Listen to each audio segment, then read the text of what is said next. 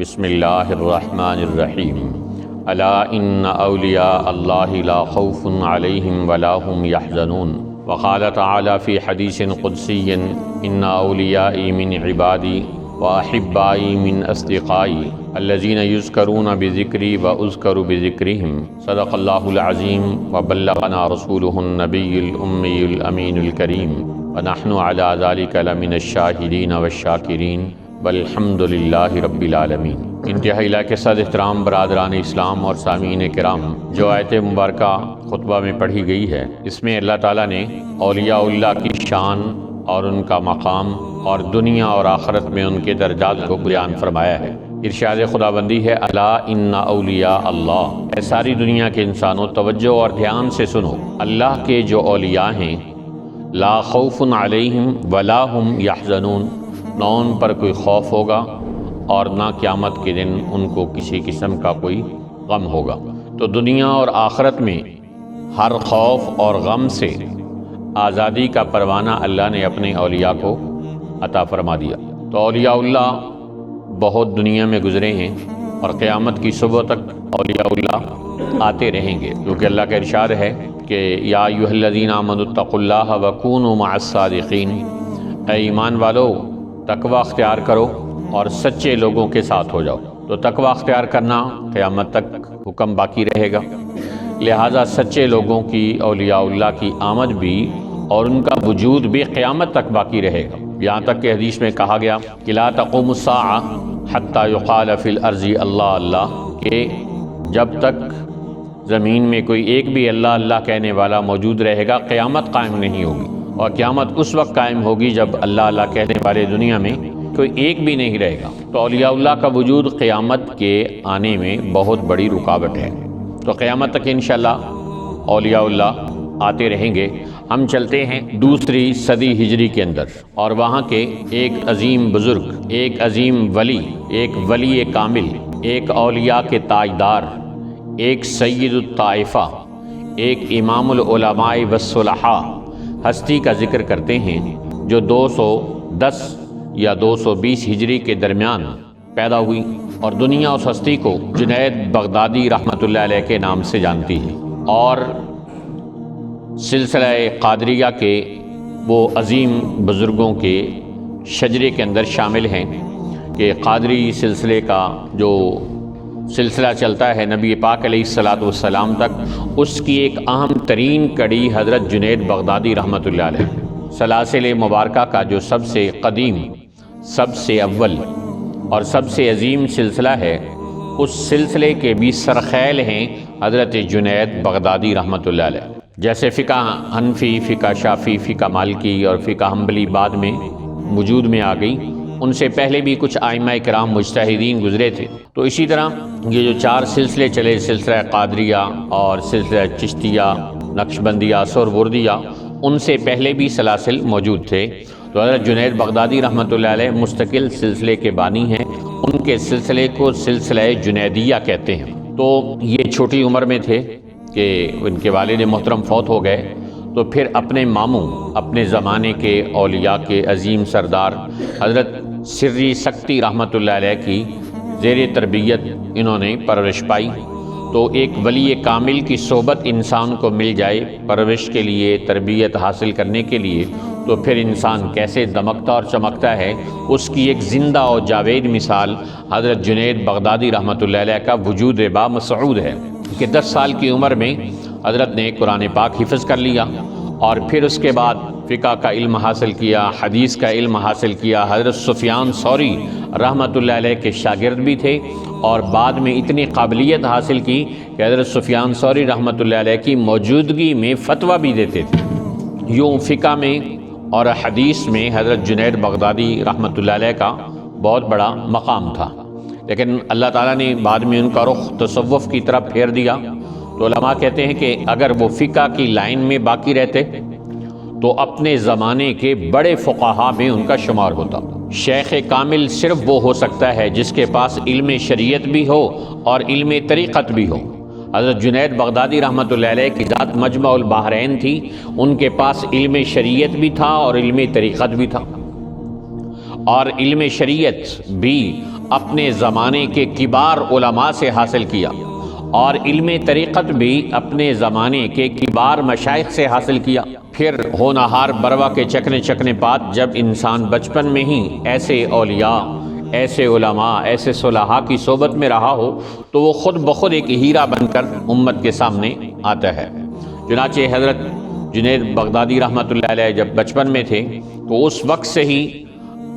نیکی کے آثار ان کے چہرے پر اور ان کے عمل پر ظاہر ہوتے تھے، عمل سے دکھائی دیتے تھے۔ زمانہ طالب علمی کے ان کے ساتھی گواہی دیتے ہیں کہ حضرت جنید بغدادی رحمۃ اللہ علیہ نے زمانہ طالب علمی میں کبھی کوئی فضول بات نہیں کی، اور بعد میں جو بزرگی ان پر غالب آئی، اسی قسم کی بزرگی کا مشاہدہ ہم نے زمانہ طالب علمی میں بھی کیا۔ تو انسان زمانہ طالب علمی میں جیسے اپنے آپ کو ڈھالتا ہے، بعد کی ساری زندگی اس رخ پر انسان کی قائم رہتی ہے۔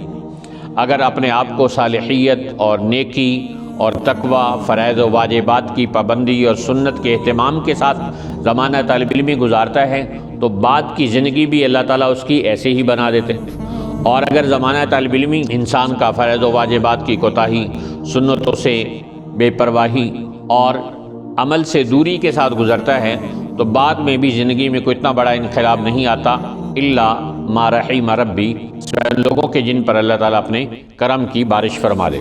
تو حضرت جنید بغدادی رحمۃ اللہ علیہ جب شیخ طریقت بن گئے تو اللہ تعالیٰ نے ان کو اتنی عظمت عطا فرمائی، اتنا بلند مقام عطا فرمایا کہ ان کے پیر و مرشد سے کسی نے پوچھا کہ کوئی مرید بھی اپنے مرشد کے مقام سے بڑھ سکتا ہے؟ تو حضرت سری سکتی رحمۃ اللہ علیہ نے ارشاد فرمایا، ہاں، اس کی زندہ مثال میرا بھانجا جنید بغدادی ہے۔ علماء کہتے ہیں کہ حضرت نے یہ تواضعاً فرمایا، لیکن بہرحال بہت بڑا مقام ہے کہ اپنے زمانے کا سب سے بڑا شیخ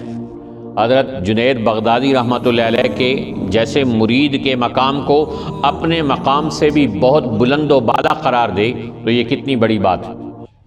30 سال عشاء کے وضو سے فجر کی نماز ادا کی، 30 سال، کتنی عظمت ہے۔ کہنا آسان ہے، لوگوں کا تو ایک نماز سے لے کر دوسری نماز کے درمیان تک وضو برقرار نہیں رہتا۔ تو حضرت جنید بغدادی رحمۃ اللہ علیہ کو جو 30 سال عشاء کے وضو سے فجر کی نماز ادا کرنے کی توفیق ہوئی، یہ خود ان کی عظمت کی بہت بڑی دلیل ہے۔ تو ایک آدمی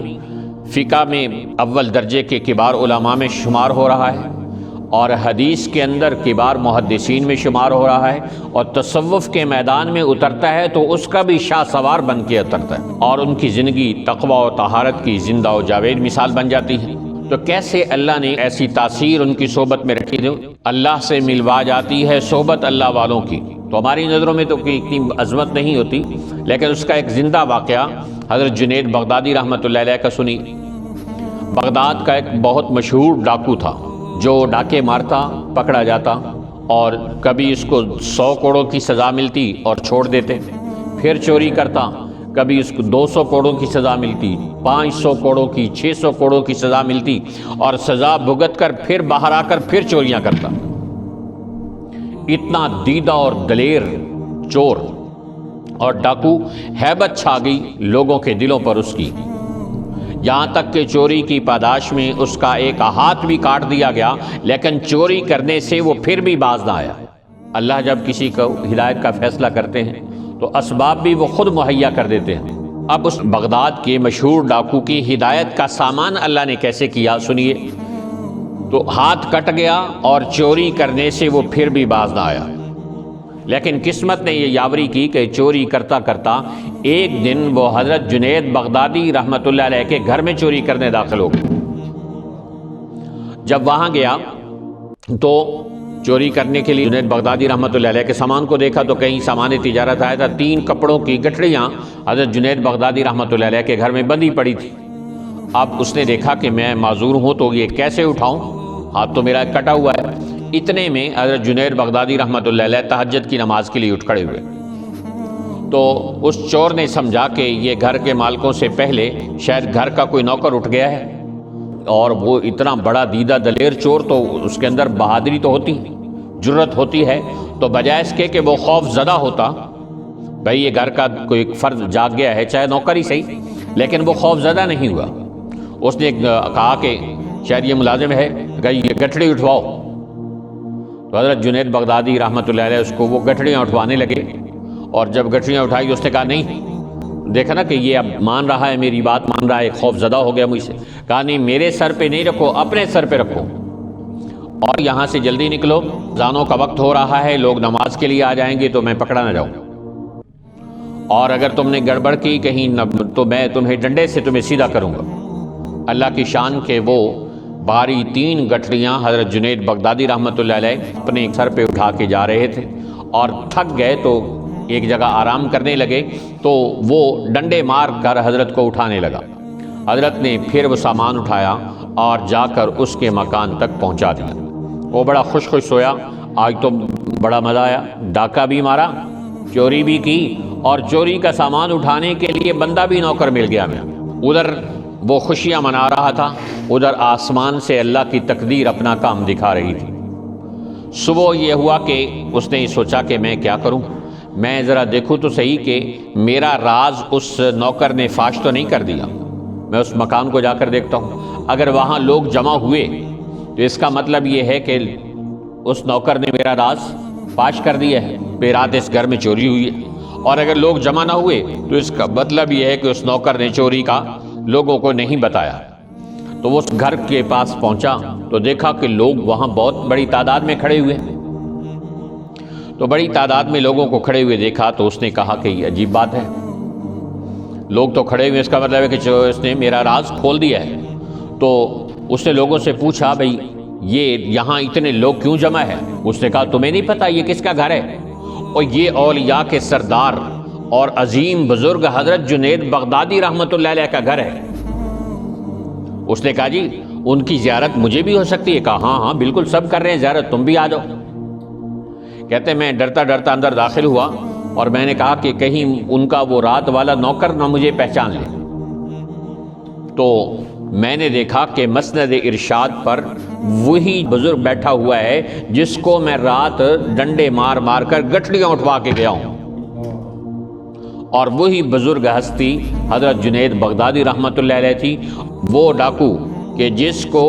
کوڑے اس کی ڈاکہ زنی سے توبہ نہ کروا سکے،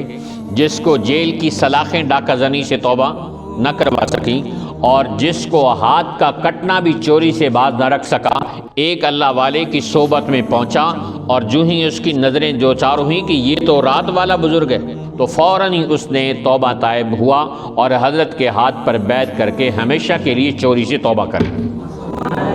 اور چوری سے توبہ ہی نہیں کی بلکہ ہمیشہ کے لیے وہ حضرت کے قدموں سے وابستہ ہو گیا، اور حضرت کا خلیفہ اعظم بن کر دنیا کے سینکڑوں لوگوں کی ہدایت کا ذریعہ بن کے دنیا سے رخصت ہوا۔ تو یہ ہے اللہ والوں کی صحبت کی برکت کہ جس چور کو جیلیں، ہتھکڑیاں، بیڑیاں اور جیلوں کے کوڑے اور ہاتھ کا کٹنا اس کی غلط کاری سے باز نہ رکھ سکا، ایک اللہ والے کی چند گھڑیوں کی صحبت اور چند گھڑیوں کی نظریں اس کو تبدیل کر کے چلی گئی۔ نگاہ مرد مومن سے بدل جاتی ہیں تقدیریں، جو ہو ذوق یقین پیدا تو کٹ جاتی ہیں زنجیریں۔ اللہ والوں کی صحبت کی عظمت کو سمجھنے کی توفیق عطا فرمائے۔ حضرت جنید بغدادی رحمۃ اللہ علیہ فرماتے ہیں کہ میں نے اخلاص ایک حجام سے سیکھا۔ لوگوں نے پوچھا جو وہ کیسے؟ کہا ایک مرتبہ میں حجامت کروانے کے لیے مکہ مکرمہ میں نکلا، ایک حجام کسی دولت مند آدمی کی حجامت کر رہا تھا، میرے پاس پیسے نہیں تھے، تو میں نے اسے کہا تم اللہ کے لیے میری کٹنگ کر دو، تو اس نے دولت مند کو چھوڑا اور مجھے بٹھایا کرسی پر، اور میری حجامت اس نے پہلے بنا دی، اور پھر اس نے اپنے ایک تھیلی اٹھائی جس میں کچھ پیسے تھے اور وہ بھی مجھے دے دیے، اور میں وہاں سے نکل آیا، لیکن دل میں نیت کی کہ میں نے اس سے بال کٹوائے ہیں تو جو ہی کہیں سے مجھے پہلی فرصت میں کہیں سے پیسے آئیں گے تو میں اس کی رقم ادا کروں گا۔ اللہ کی شان کے ان کو کہیں سے پیسے مل گئے، اور وہ لے کر کہتے میں اس نائی کے پاس آیا، اور اس نائی کو میں نے کہا کہ آپ نے میری کٹنگ کی تھی تو یہ اس کے پیسے دینے آیا ہوں، اس وقت میرے پاس پیسے نہیں تھے۔ اس نے کہا انا للہ و انا الیہ راجعون، آپ نے کہا تھا اللہ کے لیے میری کٹنگ کر دو، میں نے دولت مند کو اٹھا کر آپ کی کٹنگ کی، اور آپ اب آئے ہیں کہ میں اس کا معاوضہ لے لوں۔ اللہ کے لیے جو کام کر لیا جاتا ہے اس کا معاوضہ نہیں لیا جاتا۔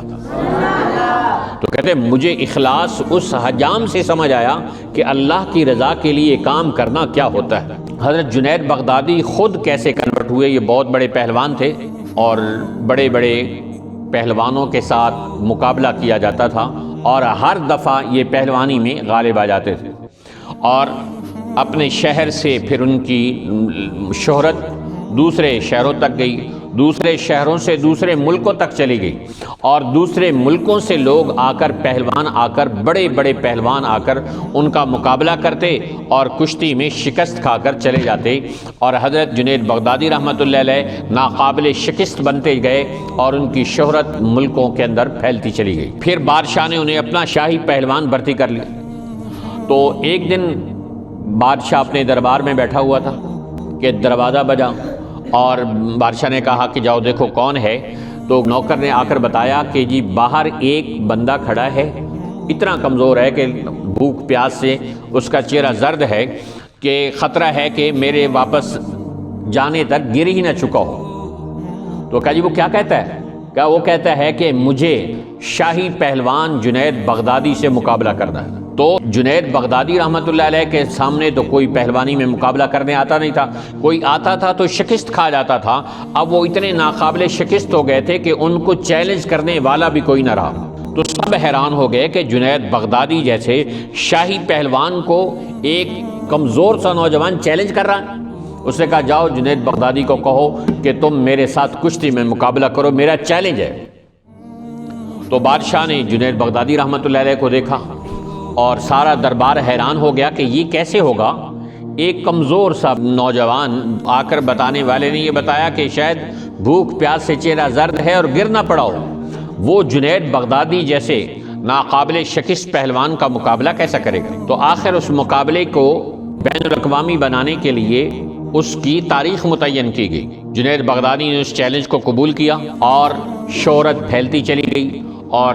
لوگوں کی زبان پر عجیب بات آ گئی کہ ایک کمزور سا نوجوان ہے جس نے ناقابل شکست پہلوان جنید بغدادی کو کشتی کا چیلنج کر دیا ہے۔ تو لوگوں کی دلچسپی بڑھتی چلی گئی، ہزاروں نہیں لاکھوں لوگ جمع ہو گئے۔ تو آخر وہ مقابلے کا دن بھی آ گیا، میدان سج گیا، اور لوگوں کی آنکھوں نے دیکھا کہ جنید بغدادی رحمۃ اللہ علیہ جو شاہی پہلوان اکھاڑے میں اتر چکا ہے۔ اب لوگ انتظار کر رہے ہیں کہ ان کے مقابلے میں کون آتا ہے۔ تو انتہائی کمزور سا وجود بڑی عاجزی کے ساتھ کشتی کے میدان میں اترتا ہے۔ تو لوگ دیکھ کے حیران ہو جاتے ہیں کہ یہ بندہ اس شاہی پہلوان کا مقابلہ کرے گا۔ تو انہیں یقین ہو گیا کہ جنید بغدادی انگلی پہ اٹھا کے اس کو پٹک کے رکھ دیں گے، یہ کیا ان کا مقابلہ کرے گا۔ لاکھوں کے مجمع نے دل ہی دل میں فیصلہ کر لیا اس مقابلہ کرنے والے پہلوان کو کہ یہ تو شکست کھا جائے گا، کہ وہ میدان میں اترے۔ اور اترنے کے بعد جنید بغدادی پہنچے پہلوان کے پاس اور تھوڑے سے پیچ دکھائے، اور اس کے بعد جنید کو کہا جنید میری بات سنو، میں آل رسول ہوں، میں سید ہوں، اور رسول اللہ صلی اللہ علیہ وسلم کے خاندان سے میرا تعلق ہے، میں کوئی پہلوان نہیں ہوں، میں مسافر ہوں، اور میری فیملی بھوک کی وجہ سے فلان جنگل میں ٹھہری ہوئی ہے، ہمارے پاس کھانے پینے کو کچھ نہیں ہے کہ اگر حلال نہ ملا تو ہمیں مجبوراً اپنی جان بچانے کے لیے حرام نہ کھانا پڑے، تو ہم حرام نہیں کھانا چاہتے۔ تو میرے کپڑوں کا حال دیکھ لو، میری صحت کا حال دیکھ لو، تو میں چیلنج اس لیے کیا تھا کہ میں تمہارا مقابلہ کروں گا اور تم شکست کھا جاؤ گے تو اس کے بعد مجھے بہت بڑا انعام ملے گا۔ جب وہ میرا انعام ملے گا تو میں آل رسول ہوں، میں اپنے بچوں کی روٹی روزی کا اور ان کے کپڑوں کا خوراک کا انتظام کر لوں گا،